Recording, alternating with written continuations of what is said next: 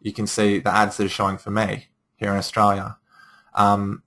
So let's say you're bidding 9 cents, but this guy's bidding like $2, this guy's bidding $1.50, $1, and all the way down, and this guy at the bottom's bidding maybe like 20 cents. If you're only bidding 9 cents, Facebook's not going to show your ad to me because, you know, there's more people who are offering more money, so Facebook can make more money. So like they're not going to show your ad. So the higher you bid, the more. I've just got a friend request. Adrian. I guess a lot of you don't know my real name. It's Dane Bergen, as you can see. That's me. You can add me on my normal Facebook, but hi, Adrian. But I don't usually post a lot on here. I'm sort of just a lurker. I post mainly on my own page. But back to the topic at hand. So if you're bidding, so here's some more ads that have just popped up. They sort of rotate. If you're bidding 9 cents, you're going to get pushed out the bottom a lot. Ad's not going to be shown as much as it could be. If you're bidding $5.29, obviously you're going to get shown every single time. But, you know, if you're getting 50,000 impressions a day, that's going to, you know, that's 50 times $5.29 or whatever Facebook decides to charge you. It's going to add up to a lot of money.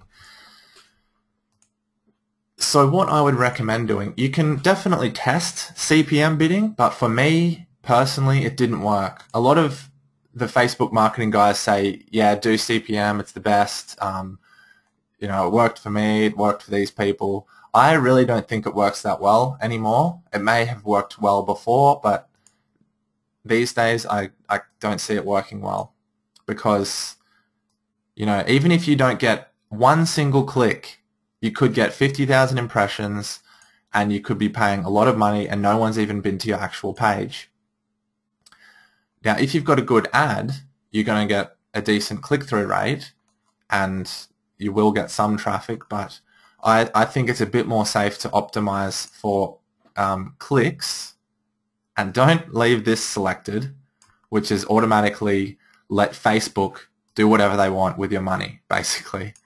They're going to set your CPM or your cost per click at like, you know, a couple of dollars, but, you know, really high prices, and they'll get you a ton of clicks and your budget will be blown in 15 minutes. What I do is I manually set for clicks, so I can set it to whatever I want. Now, because it's a new ad and Facebook doesn't know how well my ad's going to go, they've got my suggested price kind of high. So I'm going to start it.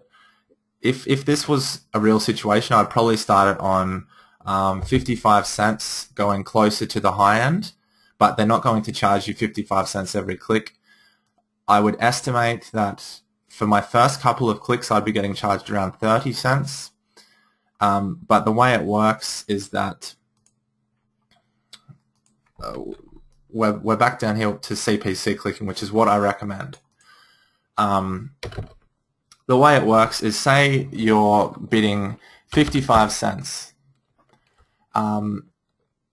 Facebook is going to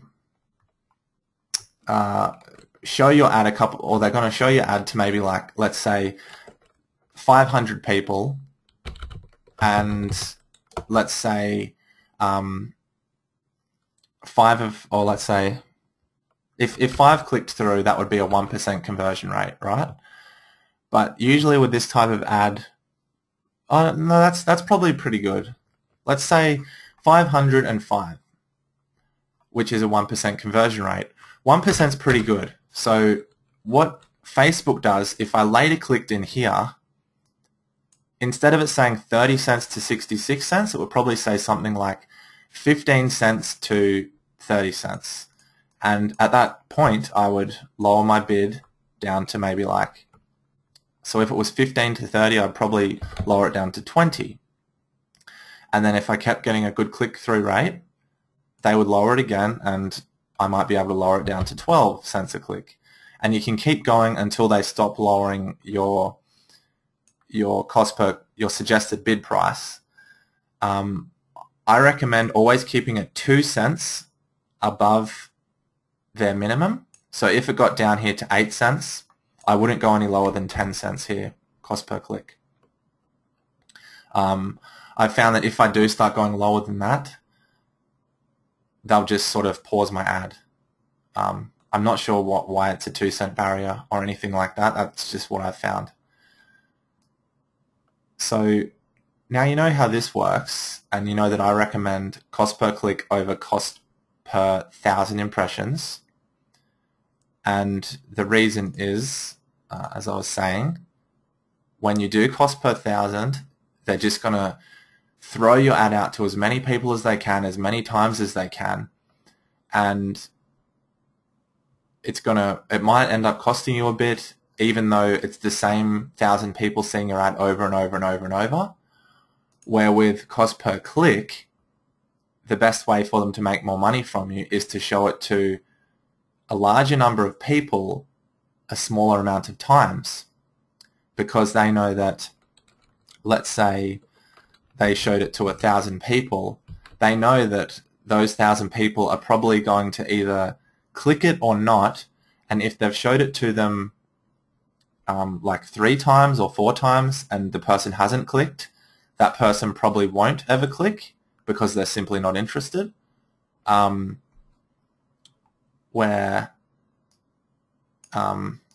I've just lost my train of thought. I'll go into an example here. This is my own personal Facebook advertising account. I have a different campaign for every single country. The main ones, the larger ones being obviously the English-speaking countries like Australia, Canada, USA, Ireland, and the UK. I'll go into the UK to show you what I'm talking about. So these are different ads I've tried. You can see it's just called ad 1, ad 2, ad 3. And over the last week I've tested, I think I paused this one at the start of the week, and I've tested this ad, and this ad. And you can see the reach is how many people have seen it, and the frequency is how many times on average each person has seen the ad. So if I was doing CPM bidding, my frequency here, my reach would probably be like 2,000 here, and my frequency might be like 15 or 20.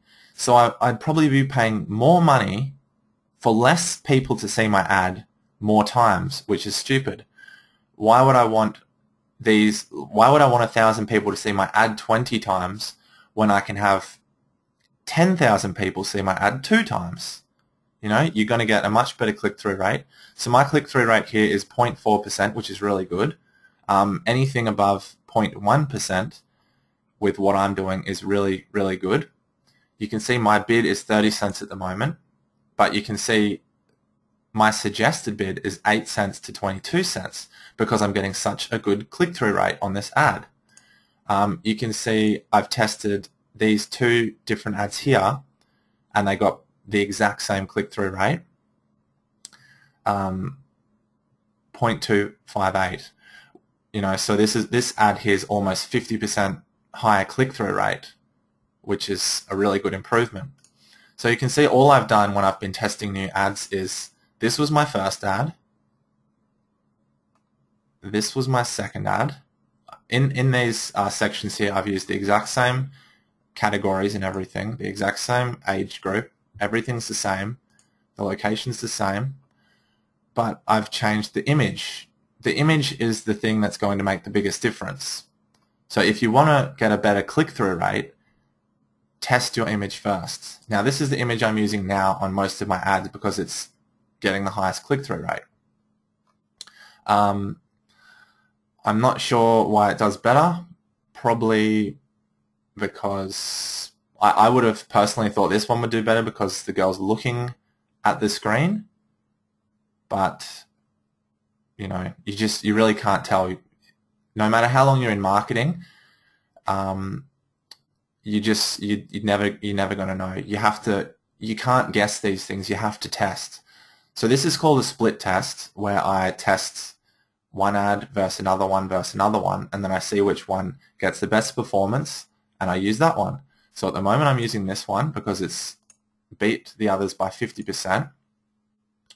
And last time I came in here, I think the suggested bid was about, I think it was about 25 cents to 50 cents. And you can see because my click-through rate's so good, it's gone down to 8 cents to 22 cents. So I'd probably drop this down to 12 cents. I'll do 15. But you can see, even though my, can I undo that? Even though my bid was 30 cents, I'll go today. See, today my click-through rate's 0.564 on this ad, which is really good. Even though my bid is 30 cents, Facebook's only charging me 10 cents per click, which is really low. So I'll change this to 15 cents now. You never want to change this to lower than the price you're actually paying. So I'm gonna put it as 15, and that will probably drop this down even a little bit more, and it will definitely drop this down probably to 8 cents, I'm guessing. And then this here is sponsored stories, which won't really be relevant for you, but for me, you know, a lot of photographers have friends who are photographers, so it sort of works out for me. I get a really high click-through rate, and that's how my ad shows up, as I was saying before. Do you guys have any questions so far? I talk fast, so I'm not sure if I've missed anything that you guys didn't really understand well.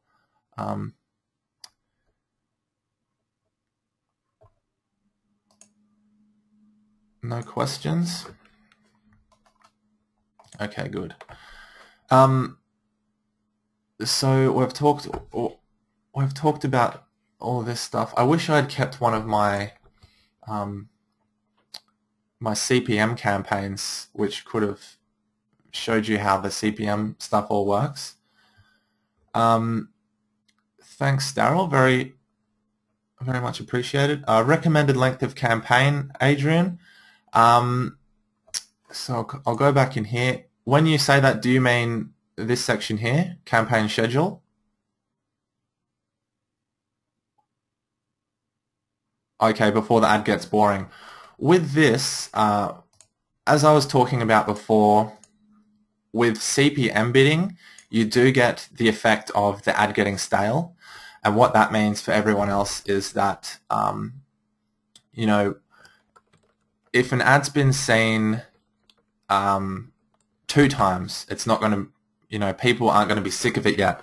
But you all would have had those ads that are, you know, people have got them set to CPM bidding, where they just get shown over and over and over and over, and you see them 10 times a day or more. It's just, you don't want to see it anymore. So, like, some people click close on them. You can actually close ads. If I come over here, I can click close.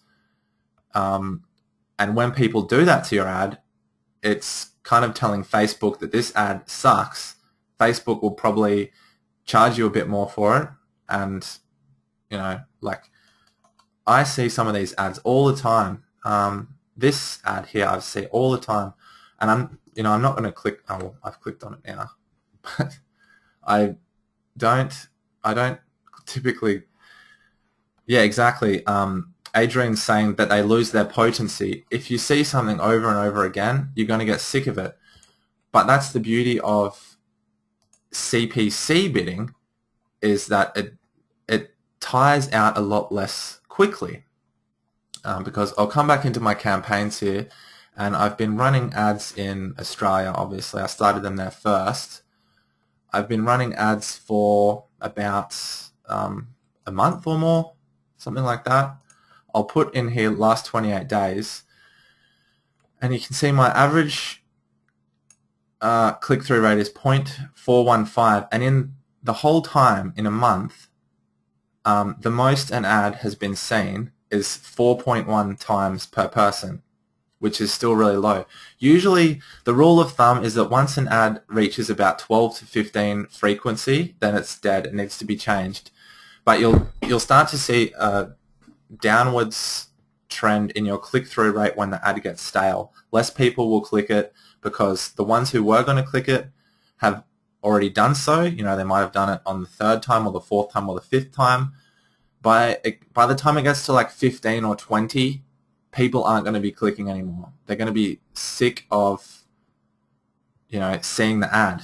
It's going to, and what people generally do then is, you know, they'll change this ad and then they'll put this ad up. They'll pretty much just change the image. With cost per click bidding, it takes so long for the ad to get stale because Facebook doesn't want the same people to see it 100 times because they're not going to make any more money. They know that, you know, if a person's seen an ad 10 times or 15 times, the click-through rate's going to go down, so they're going to get less clicks, which means less money for them. So they would rather spend your budget increasing the reach and keeping the frequency down so that your click-through rate is high and they make the most money. Now, Adrian's just asked the best time to schedule an ad. That's a really good question too. Yes, I personally do schedule my ads.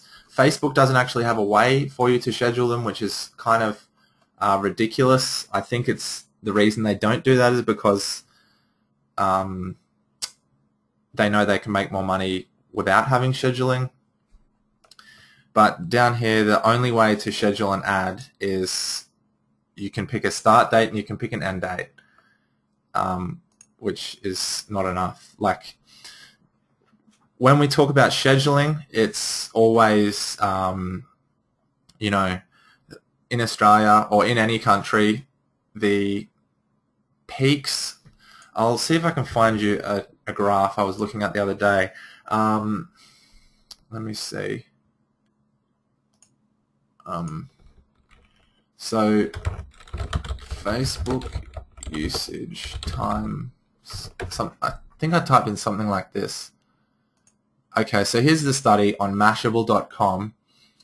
As for the best days to post ads, Adrian, I think this report actually does talk about that as well. So you can see here, this is the spike of when people are most active on Facebook. You can see this is the time people are in bed. There's a big spike here, which is around 7 a.m. and it drops back down. It starts to decline pretty quickly here at about, you know, 8 p.m., 9 p.m., and it's really sort of dropped off by about 11. So if you want your ad to get the highest click-through rate, you obviously want to have it active when there's the most people online. So you have to do it manually. That's the only way you can do it. But I do actually do that. I find it helps, and it doesn't take me that much time because I'm online anyway. But you know, you can just set it so that in the morning when you wake up, you come online, you unpause your ad, you activate your ad, and then at night before you go to bed, you pause your ad, and that can sort of increase your click-through rate and help you out a little bit, get lower bids. As for best days to post, these are the charts here. I don't really worry about that so much.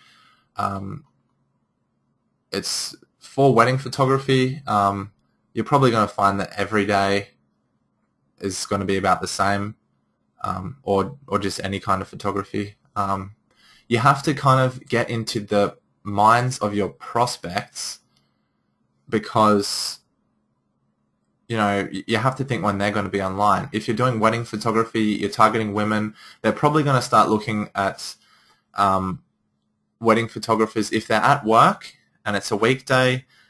People typically start to get fidgety and want to go home and they want things to do in the afternoon. So I would personally say that between probably 2 p.m. and 6 p.m. would be the peak times to get people, even until maybe like 7 or 8 p.m. For women who are, you know, they go home and they look at wedding photographers or just photographers in general. In the mornings, people are more productive. That's when they want to get their jobs for the day done. They've got their head down. They're not on Facebook as much. You can see here there's a peak at around 11 or 12, and then there's another little peak here at 3 p.m., which is what I was saying. When people start to get distracted from work, they're looking for something else to do, and then about here, I guess this downward spike is people going home from work maybe, and then this spike would be just they've checked all their statuses and now watching TV, going to bed, that sort of thing. So you've got, now I've talked about times to advertise and whether it's worth it. I think probably for really finely targeted audiences like this, so say my audience is only 1,800, I really don't think it would make a difference. I think you should just leave it on all the time. You're probably not going to get a ton of clicks each day. You may get like a couple of clicks each day. It's not going to cost you a whole lot. It's going to be really cheap, but these people who you want to be in front of are going to be receptive to whatever you say. So from there, I think I've gone on for about an hour now. I'm really sorry about this. I didn't know it would take so long. From there, you're going to send them to your Facebook page. Now I'm going to show you mine. I'll just click here. So this is where my ad would take them, which is obviously just my page. I've just got a message from someone about it not working on their Mac. Sorry about that. I hope you're online. Anyway, so in my case, people are sent here. This is my page. Yours would probably be, oh, it works fine on Mac. Okay, I hope it worked for the other guy. This is my page, and ideally, in your cover photo, it's best to, in your cover photo, like most of you have probably got portrait or like photos from your portfolio, stuff that shows the sort of photos you do, the sort of work you do, just images of different weddings you've shot or different events you've shot at. It's good if you've got some sort of wording in here that lets people know what you do. Obviously, if you're just, a wedding photographer, it could say like John Smith Wedding Photography or something like that. Then you want to be able to let people know what to do next, like what should they do now. In my case, I've got the link here to my blog, which my main goal is to get people to either visit my blog and sign up here so that I can stay in touch with them, or, where are we? Or click this link here, which is, I'll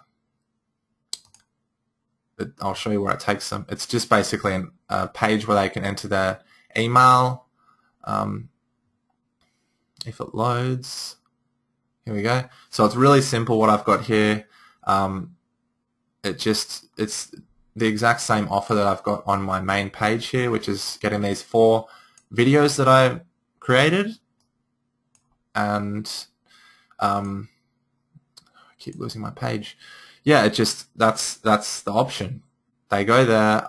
I try and capture their information so that I can stay in contact with them, send more strategies and that sort of thing. But for you,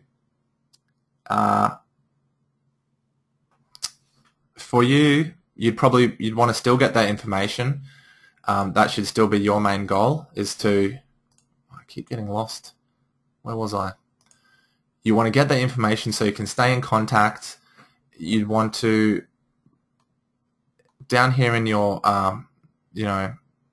your posts and stuff, you'd want to put photos of weddings that you've done, talk about weddings that you've done, things that have happened. Just stay in contact with people.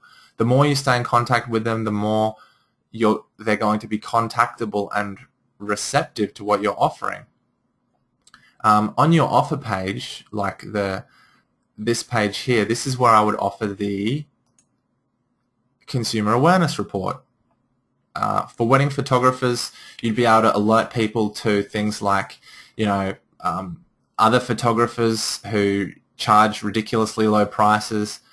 But the reason most people don't know, the reason they charge these low prices is because they either don't edit their photos, or their equipment is, it's not of the quality that is needed for wedding photography. They simply just can't take the same quality photos as a more experienced or better wedding photographer. Things like that. You can talk about horror stories that have happened to other wedding photographers, or things that happen like,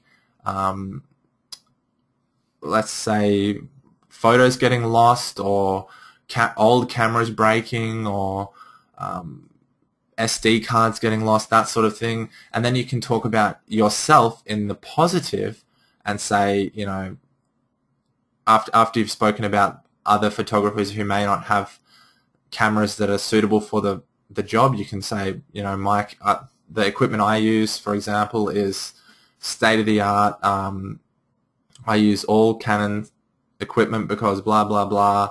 I'm always on time. I've never been late once. I have a money-back guarantee. If you're not thrilled with the work I do, I'll give you your money back. No hard feelings. Just that sort of thing. Give them a reason to give a reason for them to give you their details. And from there, that's basically it. So the steps you've gone through are creating an ad, targeting the ad to a really specific audience in your area, creating a pricing structure of cost per click. I would recommend you can test cost CPM, cost per thousand, but I would recommend cost per click. You've sent them over to your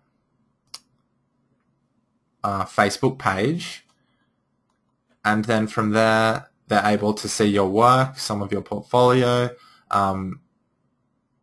They can come into your photos and have a look at your portfolio and that sort of thing. There's a link to your personal page, which obviously has more information about the offer you provide, your full portfolio, all the services you do, and especially testimonials. Testimonials are the key for wedding photographers. In here, you'll want to make this kind of like an ad. So for me, I've got click like, which sort of obviously references the like button, which I've got in quotation marks, because you can't like in your banner here, you can't say like my page or anything like that. You can't tell people to do something. It's against Facebook's rules. So down here, I've got my web page, which is hyperlinked, and then click like for free daily tips and techniques to guide you to creating a six-figure photography business. So, that's the call to action, is click like, and then it tells them what they're getting, which is free daily tips, and I do provide daily tips. Like you can see here, tip. I sort of title all my things. But that's basically the whole system. Is there any questions? Any other questions that things I may have missed, or that sort of thing? I don't want to. I know it's gone on for a little bit, but I don't want to leave the webinar without fully explaining things. If people have any questions. So this is just one strategy that I sort of teach people, and it always works well. You can see why. The reason it works well is because you're getting such a targeted audience. You're giving them a good offer. You're creating a relationship with them over time, and that's going to get you clients. In your area, there's basically going to be nobody doing this. You're going to be able to get really cheap clicks, so your advertising cost is going to be really low. Basically, every woman aged between 25 and 35 all update their status to engaged as soon as they get engaged. So you're going to be targeting all the women in your area who are engaged. You can target the men as well. If I do that, it's probably going to double almost. So see, I would just stick with women. Where do you edit that bit under profile picture? David says, I'm not sure. Do you mean this section here? This is the about section.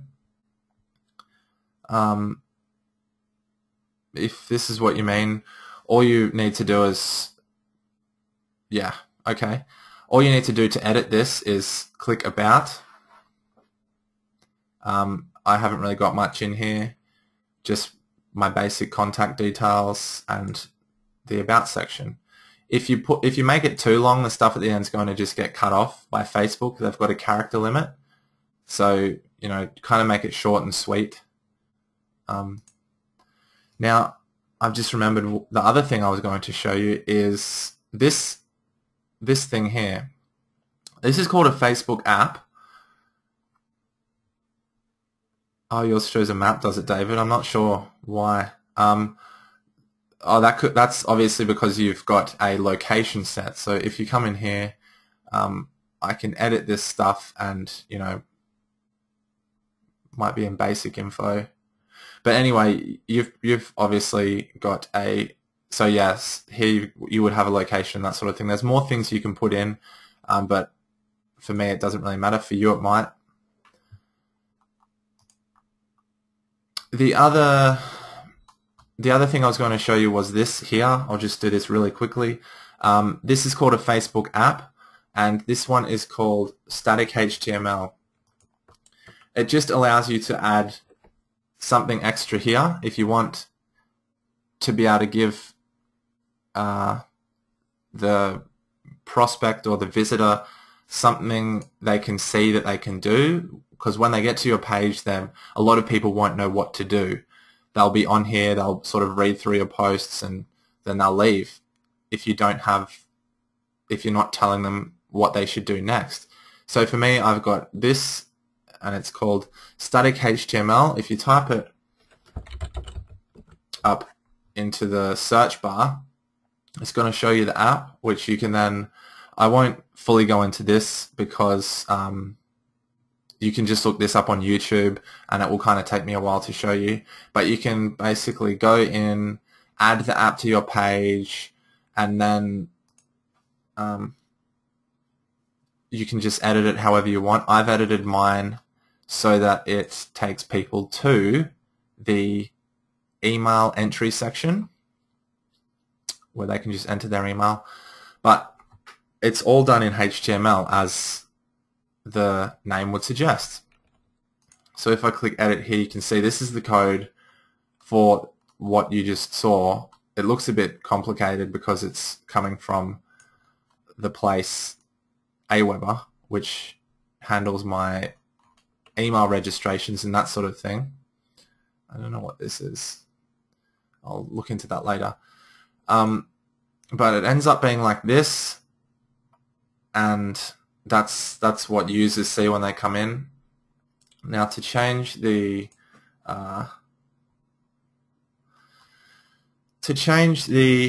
image here, all you need to do is click this triangle and then click. So when you hover over them, normally nothing happens, but once you click this triangle, you can see the edit button hovers over each tab. So you click that, click edit settings, and you'll be able to change the text. This is the text down here, and you'll also be able to change the image. So if I click into this, it allows me to change the image. So that's pretty easy. So now the steps you've got are, I'll just delete some of this. Step 1 is creating your ad. Create ad. Step 2 is create the, or hone in the audience, which means make the audience as small as possible and as targeted as possible in your area for the type of photography you do. If you do wedding photography, you know what to do because that's the example I used. If you do other types of photography like baby portraits, family portraits, that sort of thing, you can, find some different targeting to do. Just make sure it's as targeted as possible. Next, we've learned how to set up a pricing structure. I recommend CPC bidding because it works out to be cheaper and better because your ad's not getting shown 1,000 times to the same person. Next, I've shown you what your landing page should look like, which is your Facebook page in this instance. Next, I've shown you what prospects should do. So you need to collect their information, share things on your Facebook page, and take them to your website. Show them, let them learn more about you. Give them a really good offer. I'll put number 6 as give prospects a great offer. And step 7 is basically just keep interacting with your clients, keep in touch with anyone who signs up to your email list or likes your page. You can, when you get likes to your page, you can often, obviously they're going to be people who are interested in wedding photography. So you can come in here. So say I'm targeting this person. I'm not sure if this is, if I should be showing specific people, but I'll just show this person. So I can come in here and maybe add this person as a friend, and contact them and just say, hey, I'm, wondering if I've got this special offer for wedding photography. I see you're engaged. I was wondering if I could send you my portfolio and we could meet up and have a chat and that sort of thing. You can often get their phone number and give them a call and just talk about it that way. It just helps engage your clients more. And that's basically the whole system of what we're talking about today. I hope it's been really useful for you guys and girls. I thank you all for your input, and that's just the first of many of my strategies. I'm going to sort of probably do a weekly webinar.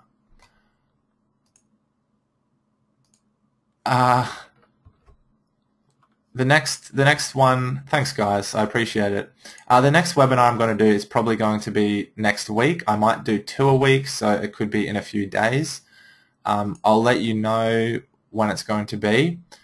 If you're interested, if you're doing wedding photography, I've just come out with a specific marketing plan and course for wedding photographers. I'm not sure if you've seen it yet or had a chance to review it. If you come to my site, you can just see it here. It gives you a bit more information on the page that comes up, a bit about what you'll get.